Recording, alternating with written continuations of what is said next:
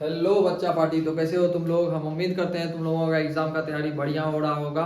और आज हम साइंस का 80 ऑब्जेक्टिव क्वेश्चन करने वाले हैं, बढ़िया से एक्सप्लेन करेंगे और बहुत इंपॉर्टेंट क्वेश्चन है। इसमें से कुछ क्वेश्चन जो है एग्जाम में आने वाले हैं और मॉडल सेट का ये क्वेश्चन है तो एग्जाम में तो आएगा ही कुछ क्वेश्चन। तो देखते हैं, एक्सप्लेन करते हैं। तो पहला क्वेश्चन की तरफ हम लोग चलते हैं। किस दर्पण का फोकस दूरी ऋणात्मक लिया जाता है? किसका ऋणात्मक लिया जाता है बोलो। अवतल दर्पण का ऋणात्मक लिया जाता है। अगर हम अवतल दर्पण बनाएं तो इधर जो है लेफ्ट साइड में, बायां साइड में जो भी रहेगा वो क्या होता है, ऋणात्मक होता है। और अगर हम उत्तल दर्पण बनाएं, उत्तल दर्पण का फोकस दूरी दायां साइड रहता है और ये क्या हो जाएगा, पॉजिटिव हो जाएगा, धनात्मक हो जाएगा।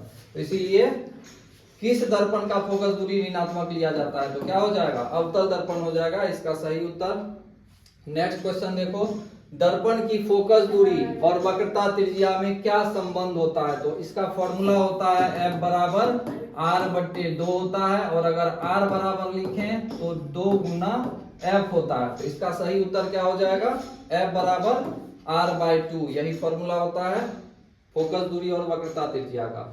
सामान्य दृष्टि के लिए स्पष्ट दृष्टि की न्यूनतम दूरी कितनी होती है? 25 सेंटीमीटर होती है। 25 सेंटीमीटर इसका सही उत्तर हो जाएगा। 25 सेंटीमीटर से ज्यादा अगर क्लोज रहेगा तो हमको वो नहीं दिखेगा, ब्लर दिखेगा, धुंधला दिखेगा। दिखेगा तो जरूर, बहुत ज्यादा नजदीक लेके जाएंगे लेकिन धुंधला दिखेगा। बोला गया है श्वेत प्रकाश का कौन सा रंग किसी प्रिज्म से गुजरने के पश्चात सबसे कम मुड़ता है? अगर हम प्रिज्म बनाएं तो श्वेत प्रकाश आता है और ये बंट जाता है 7 रंग में। बोला गया है सबसे कम कौन सा मुड़ेगा, तो ये ऊपर वाला जो होता है और वो क्या होता है, लाल होता है। तो लाल जो है सबसे कम मुड़ेगा, इसलिए लाल इसका सही आंसर हो जाएगा।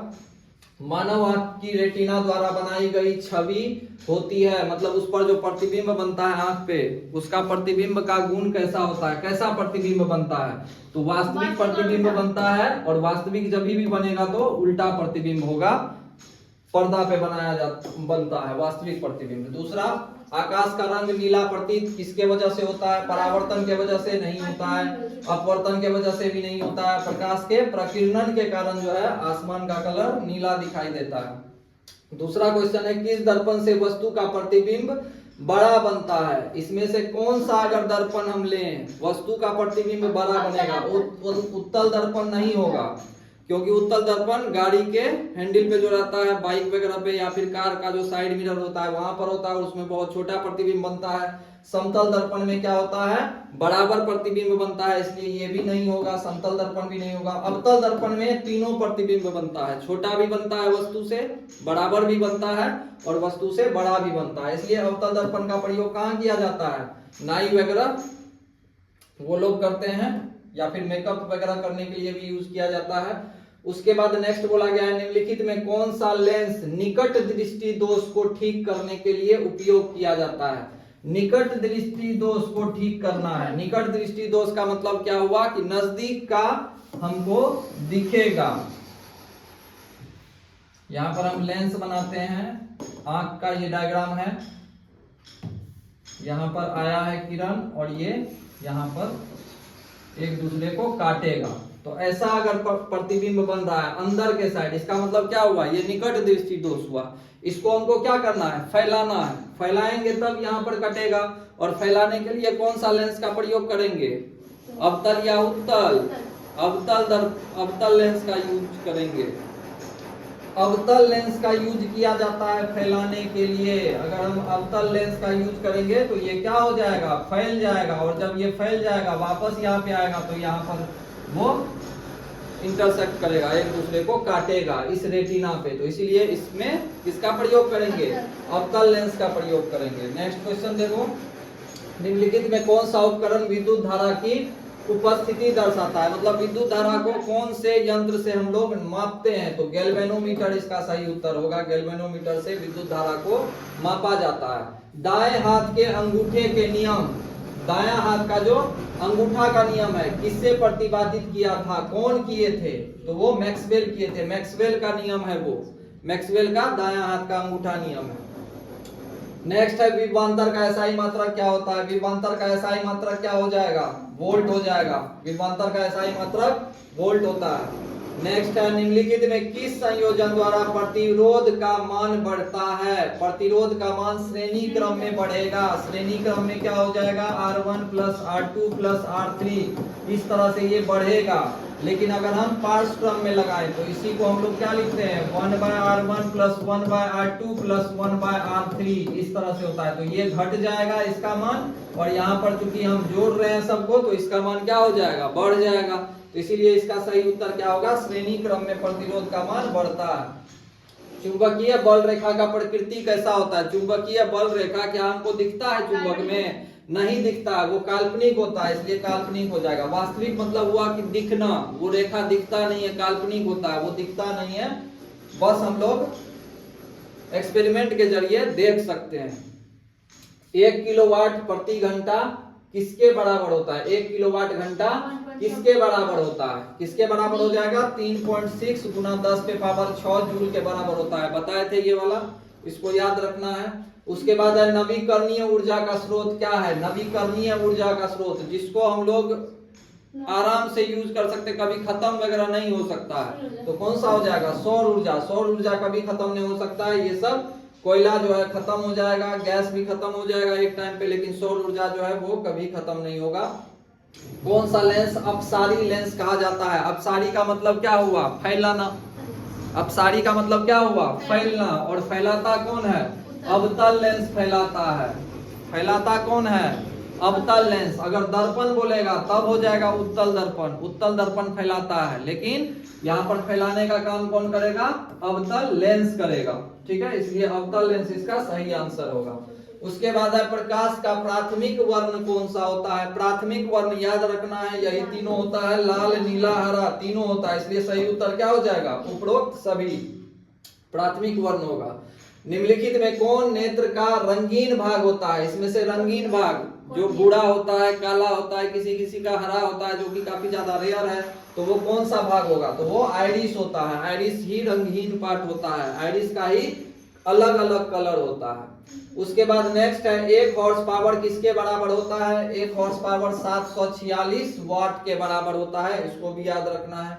दूसरा दिया हुआ है विशालक शीशा, मतलब बड़ा जो करता है किसी भी वस्तु को, तो विशालक शीशा जिसको मैग्नीफाइंग ग्लास भी बोला जाता है, वो इसमें से कौन सा होता है? बड़ा जो करता है, कौन सा लेंस जो है इसमें से किस लेंस का प्रयोग बड़ा करने के लिए किया जाता है? दर्पण तो होगा नहीं, ठीक है, लेंस होगा, और उत्तल लेंस ही बड़ा करने के लिए उसका यूज होता है। क्योंकि अवतल दर्पण में अगर डायग्राम अगर हम बताए थे तो याद होगा कि उसमें सारा जो प्रतिबिंब होता है वो छोटा बनता है वस्तु से, लेकिन उत्तल लेंस में बड़ा भी बनता है, छोटा भी बनता है और बराबर भी बनता है, इसलिए उत्तल लेंस इसका सही उत्तर होगा। अवतल लेंस तो होगा ही नहीं, क्योंकि उसमें हमेशा छोटा प्रतिबिंब बनता है।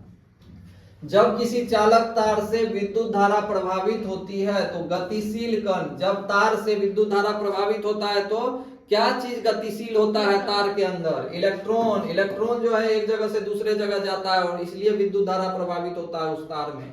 उसके बाद बोला गया है एम्पियर घंटा किसका मात्रक है? एम्पियर घंटा आवेश का मात्रक है, याद रखना है, एम्पियर घंटा आवेश का मात्रक है। अच्छा, कैसे पता करेंगे एम्पियर घंटा किसका मात्रक होगा?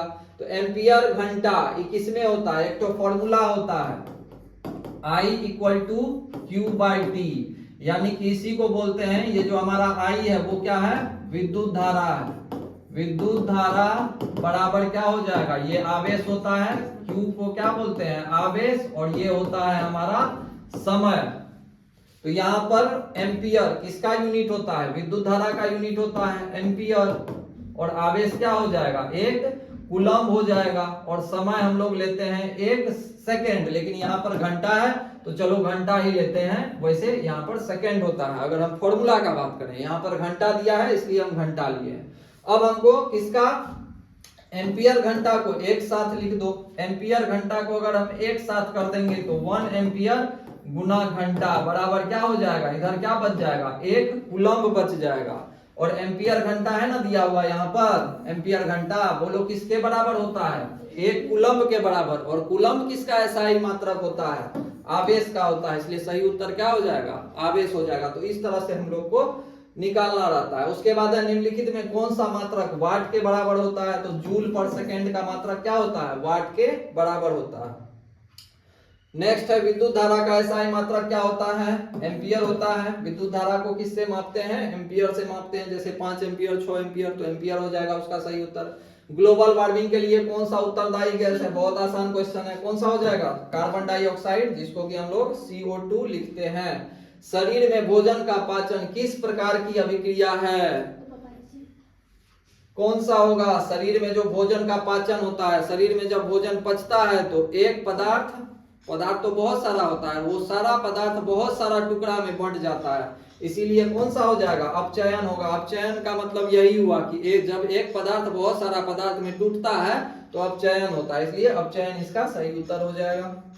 और उपचयन होता है जब कंबाइन होकर के एक पदार्थ बनाता है, संयोजन और विस्थापन तो होगा नहीं, इसलिए इसका सही उत्तर क्या हो जाएगा, अपचयन होगा। उसके बाद है कली चूना पर जब डाला जाता है तो अभिक्रिया कौन सा होता है, कली चूना यानी कि CaO, इसमें अगर हम जल डालेंगे तो क्या बनेगा, CaOH2 बनेगा, यही बनता है जल डालते हैं तो, और प्लस उष्मा भी हमको मिलता है।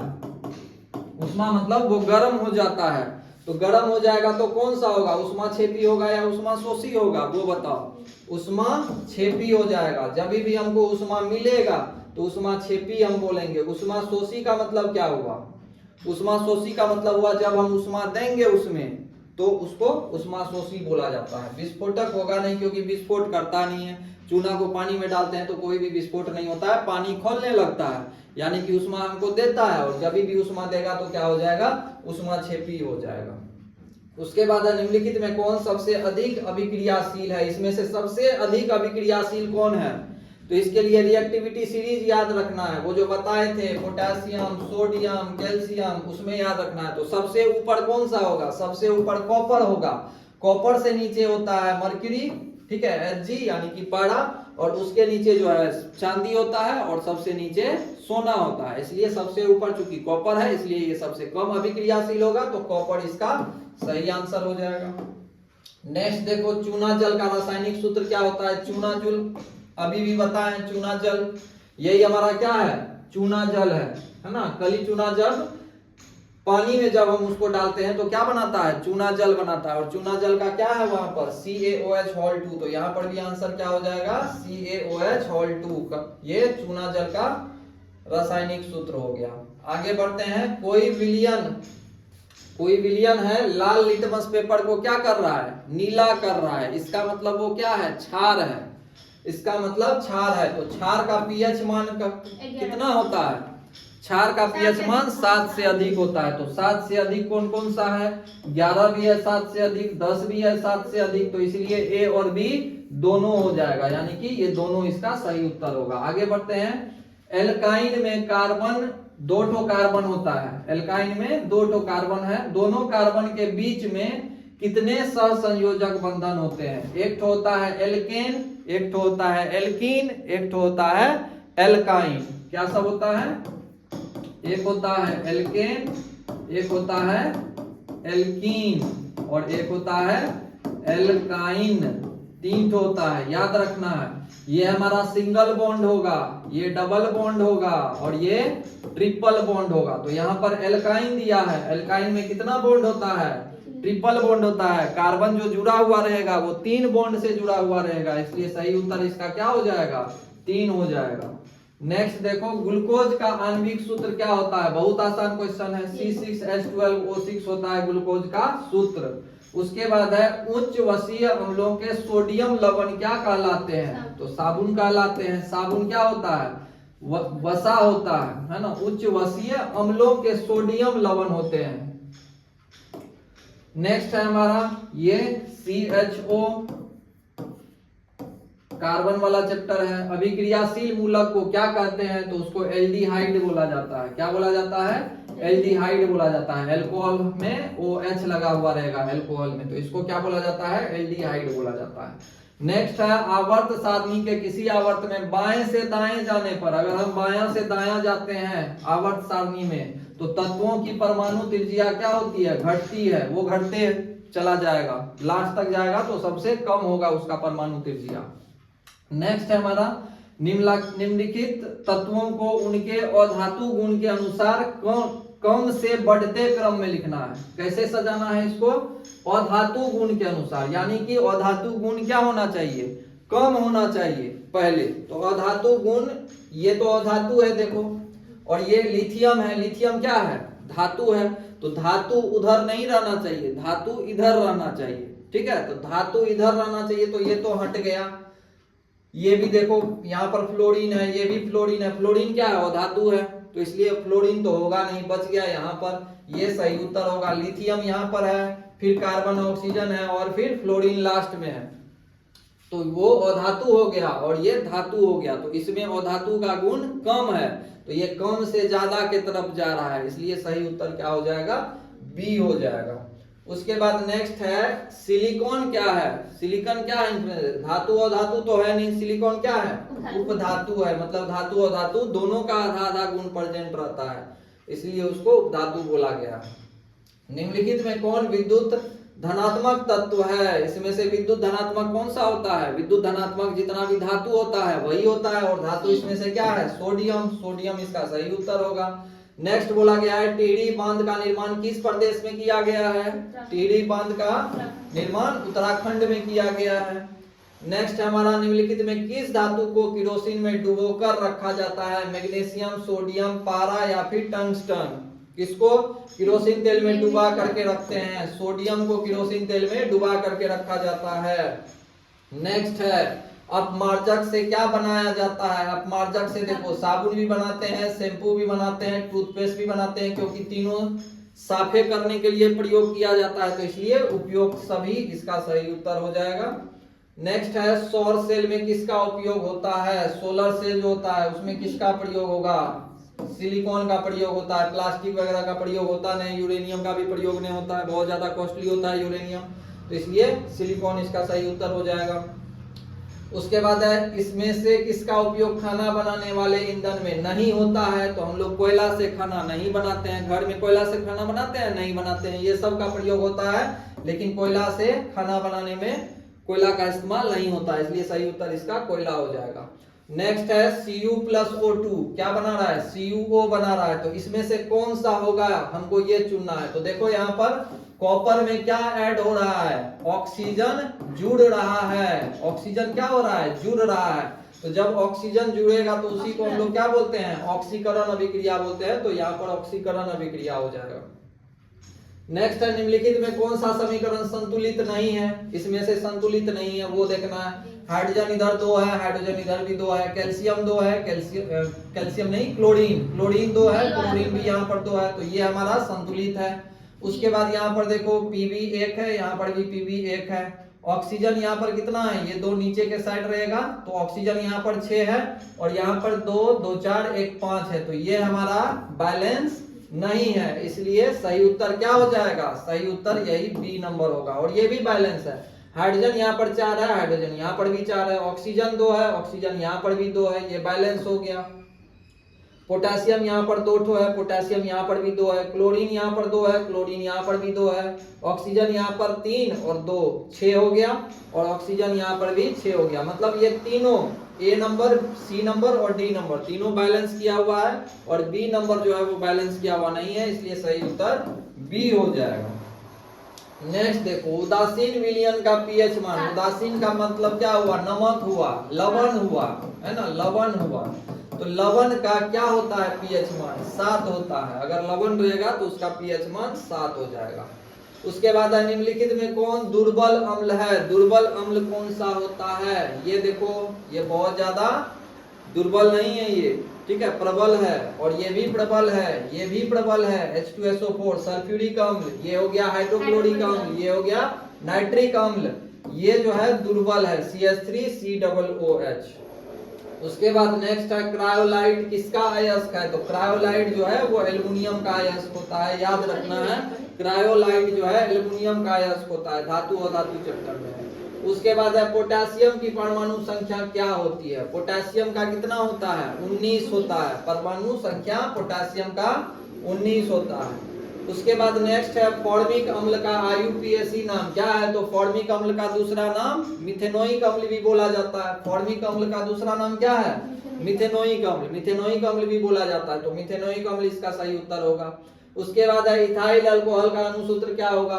इथाइल अल्कोहल है, ईथ है, ईथ में कार्बन क्या ठो रहता है? 2 ठो रहता है, तो इसका 2 कार्बन वाला कितना हो जाएगा? C2H5OH। OH जिसमें लगा हुआ रहेगा लास्ट में वो अल्कोहल ग्रुप का हो गया, और अल्कोहल को इसी तरीके से पहचानते हैं। नेक्स्ट है हमारा एल्काइन कौन है? इसमें एल्काइन का बात करें तो बताए थे एल्काइन में क्या होता है? ट्रिपल बॉन्ड होता है। कितना बॉन्ड होता है? 3 ठो बॉन्ड होता है।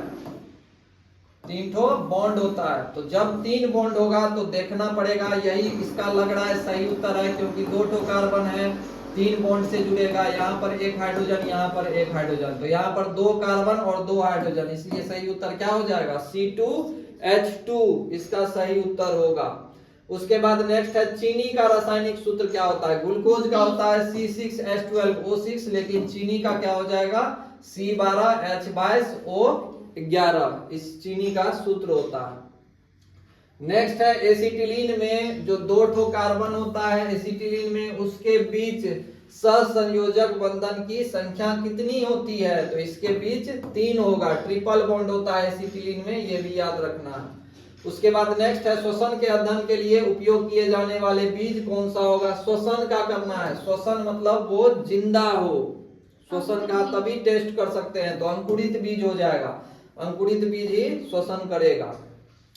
मानव हृदय की किस प्रणाली का एक हिस्सा है? मानव हृदय किस प्रणाली का एक हिस्सा है? पोषण का है, या श्वसन का है, या उत्सर्जन का है, या परिवहन का है? तो अगर हम हृदय का बात करें तो हृदय से क्या होता है? परिवहन होता है। परिवहन का वो हिस्सा है, परिवहन होता है, श्वसन नहीं होगा, परिवहन होगा। ब्लड को वो क्या करता है? हमारे शरीर में ट्रांसपोर्ट करता है, परिवहन करवाता है, तो परिवहन का वो हिस्सा होगा। पौधों में जाइलम निम्नलिखित में से किसके परिवहन के लिए जिम्मेदार है? तो जाइलम से क्या जाता है? पानी जाता है, जड़ से पूरे प्लांट में पत्ता तक पानी पहुंचाने का काम। श्वसन के दौरान कौन सी गैस निकलती है? तो श्वसन के दौरान जो है कार्बन डाइऑक्साइड गैस निकलती है। जब हम लोग सांस लेते और छोड़ते हैं तो छोड़ते टाइम जो है कार्बन डाइऑक्साइड गैस निकलती है, तो इसका सही उत्तर क्या हो जाएगा? कार्बन डाइऑक्साइड होगा। नेक्स्ट क्वेश्चन की तरफ चलते हैं। फलों के पकने को निम्न में से किससे नियंत्रित किया जाता है? फल अगर पकता है तो इसमें से कौन सा एंजाइम जो है हेल्प करता है प्लांट में? तो इथिलीन जो है वो हेल्प करता है, इथिलीन इसका सही उत्तर होगा।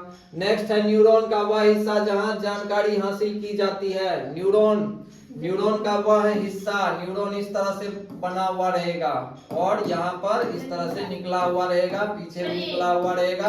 तो ये हमारा जो डेंड्राइट है, डेंड्राइट से ही कोई भी जानकारी जाता है न्यूरॉन में, तो इसका सही उत्तर क्या हो जाएगा? डेंड्राइट हो जाएगा।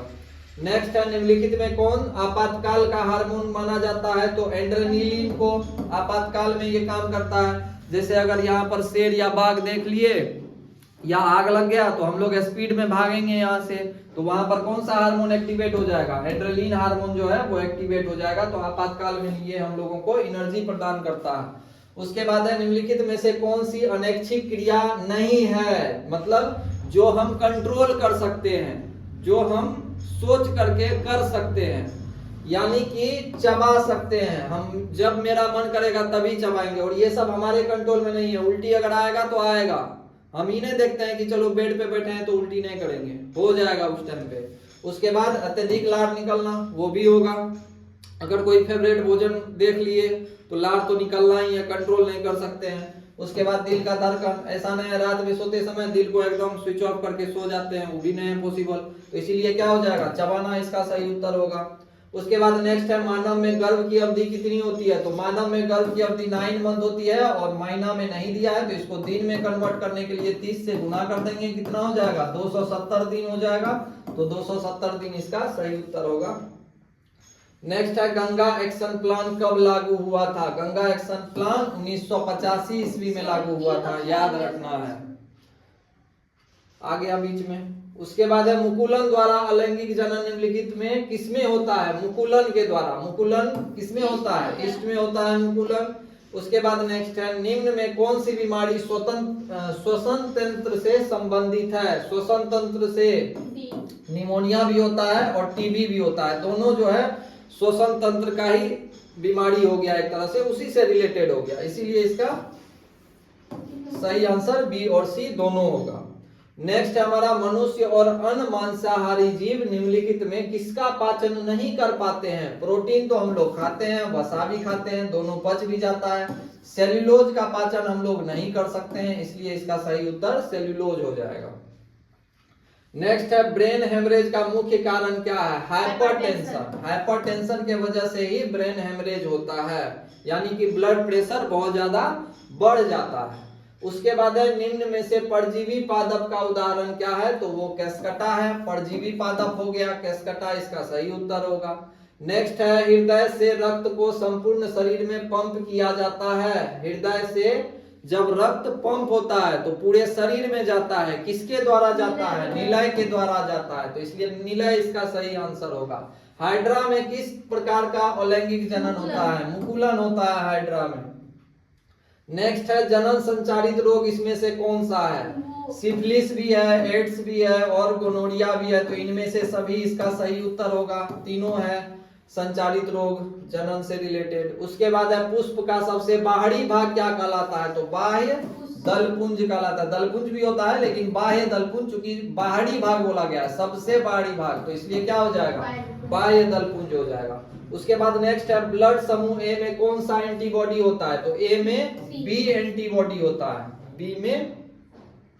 उसके बाद है, रक्त में ग्लूकोज की मात्रा नियंत्रित कौन करता है? तो रक्त में ग्लूकोज की मात्रा डायरेक्टली इंसुलिन करता है, और गैस्ट्रिन जो है ये तो पेट में बनता है, ये ग्लूकोज की मात्रा को नियंत्रित नहीं करेगा, इसलिए सही उत्तर सी होगा। और ग्लूकागोन और सोमेटोस्टेटिन ये दोनों कहीं ना कहीं इनडायरेक्टली इंसुलिन को सपोर्ट करता है, इंसुलिन को हेल्प करता है, ठीक है। तो ये तीनों करता है कहीं ना कहीं, और गैस्ट्रिन जो नहीं करता है ग्लूकोज की मात्रा को रक्त में कंट्रोल, इसलिए इसका सही उत्तर गैस्ट्रिन हो जाएगा। नेक्स्ट है, पादप वृद्धि हार्मोन कौन सा होता है? तो जिब्रेलिन होता है। जिब्रेलिन ही क्या करता है? पेड़ पौधा को बड़ा करने का काम करता है। उसके बाद हो गया, हार्मोन किससे स्रावित होता है? तो हार्मोन जो है अंतःस्रावी ग्रंथि से स्रावित होता है हार्मोन हमारे शरीर में। नेक्स्ट है, मनुष्य के मुख में कितने जोड़े लार ग्रंथि पाई जाती है? बहुत आसान क्वेश्चन है, 3 जोड़ा पाया जाता है लार ग्रंथि, जो कि जीभ के नीचे पाया जाता है। उसके बाद है, एंड्रोजन क्या है? एंड्रोजन जो है एक मेल हार्मोन है, मेल में पाया जाता है, नर में पाया जाता है। नेक्स्ट है, मटर को अपने प्रयोग के लिए किसने चुना था? मटर को अपने प्रयोग के लिए मेंडल ने चुना था। मेंडल जो है वो मटर प्लांट को चुने थे। हमारा साइंस का सेकेंड पार्ट 80 ऑब्जेक्टिव का। इससे पहले 80 ऑब्जेक्टिव और करवा चुके हैं, और नेक्स्ट वीडियो जो आने वाला है वो मैथ से रिलेटेड आने वाला है। पूरे मैथ्स का आपको जितना भी फॉर्मूला है वो सारा कंप्लीट कर लेना है, और मैथ का ऑब्जेक्टिव क्वेश्चन नेक्स्ट आएगा, 100 ऑब्जेक्टिव आएगा, और वो मैं बढ़िया से बोर्ड पे बनाऊंगा, और आपको ये देखना है कि किस तरह से बनाया जाता है ऑब्जेक्टिव क्वेश्चन, किस तरह से अटेम्प्ट किया जाता है, तो वो बढ़िया से हम लोग एक्सप्लेन करेंगे। जय हिंद।